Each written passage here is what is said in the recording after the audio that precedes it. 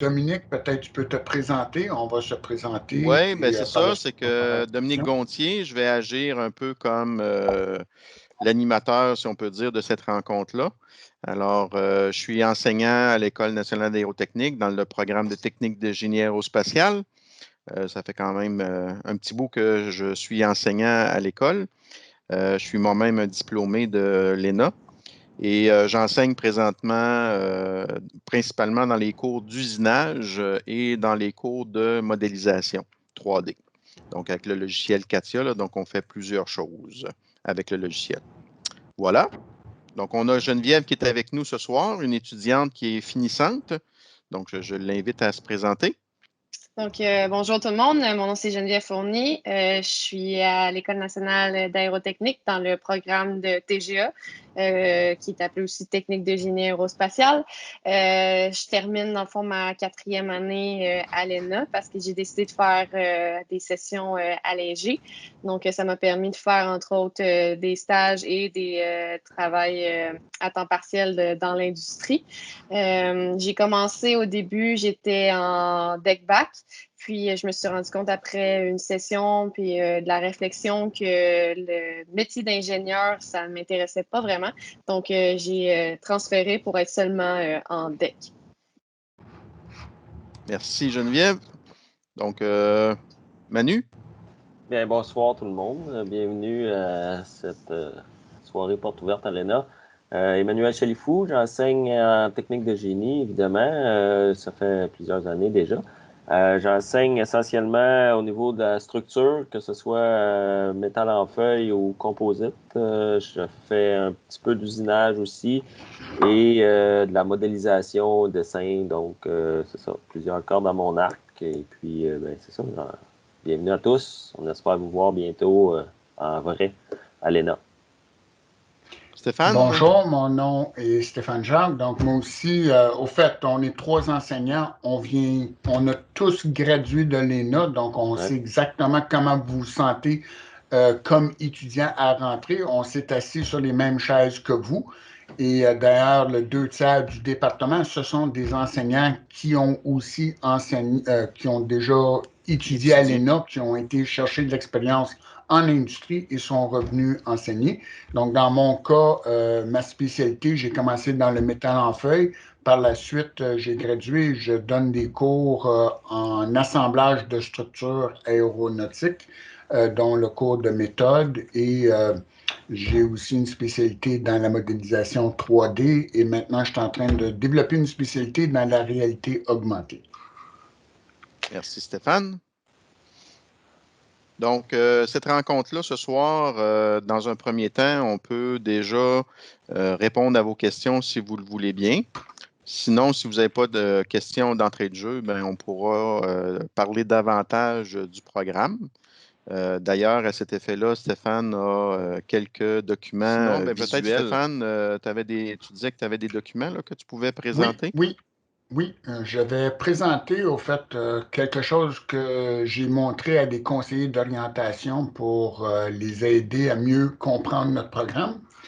Donc, je vais montrer ça.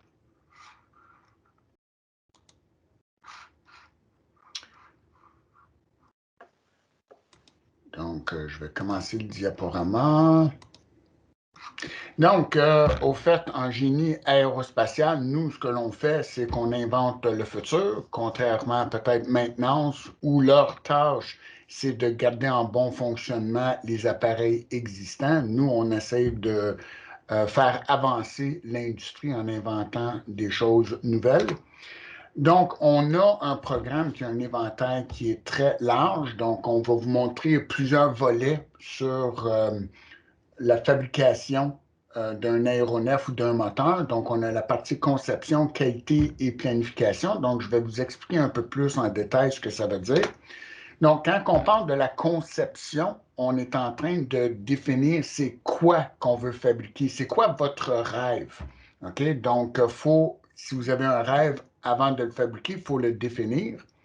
Donc, si on regarde les entreprises, justement, au Québec qui font, justement, de la conception, on peut avoir MDA, qui fait des satellites et a fait le bras manipulateur sur la station orbitale. Il y a Bell Hélicoptère, il y a Bombardier que vous connaissez, Hero DevTech qui font les trains d'atterrissage, CAE qui fait des simulateurs, Pratt & Whitney qui fait des moteurs. On a même une petite entreprise, La Flamme Drone, qui fait des drones.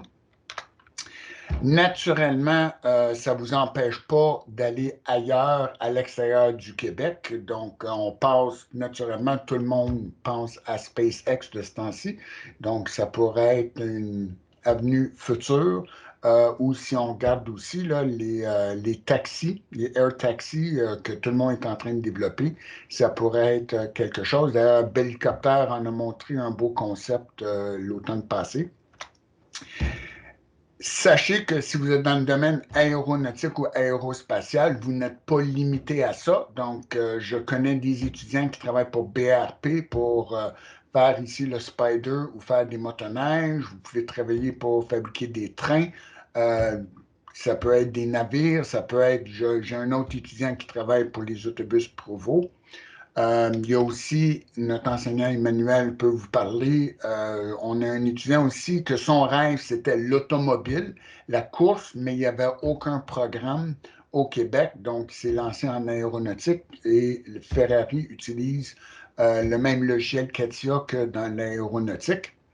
Bref, c'est simple, dans notre programme, que vous ayez des ambitions aussi petites que de faire un grille-pain ou une station orbitale, on va vous donner les compétences pour être en mesure de le réaliser.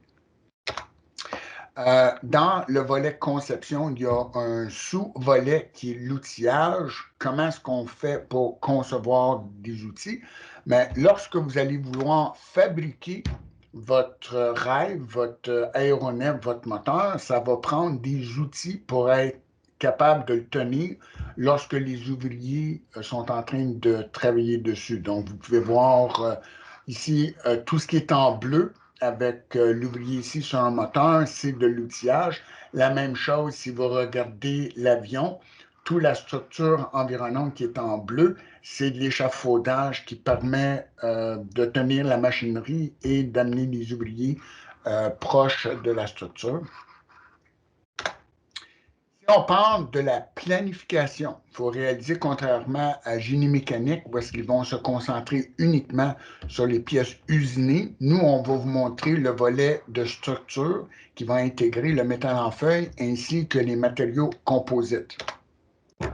Donc, ce que vous allez voir, c'est justement pas uniquement des pièces usinées comme en génie mécanique, mais on va parler on va peut-être vous parler de pièces imprimées en 3D, les matériaux composites et le métal en feuille, où est-ce qu'on prend une feuille d'aluminium et on le forme.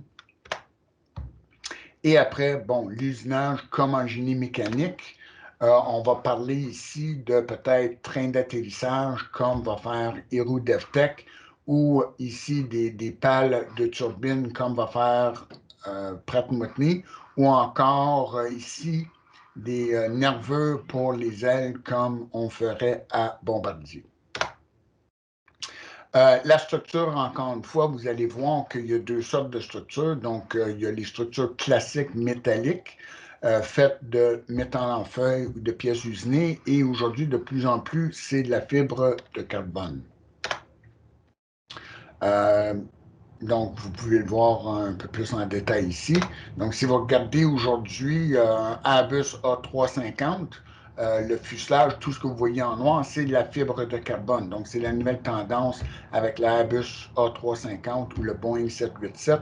Ici à Montréal, nous avons le Airbus A220, anciennement le C-Series, où est-ce que les ailes sont aussi faites en fibre de carbone.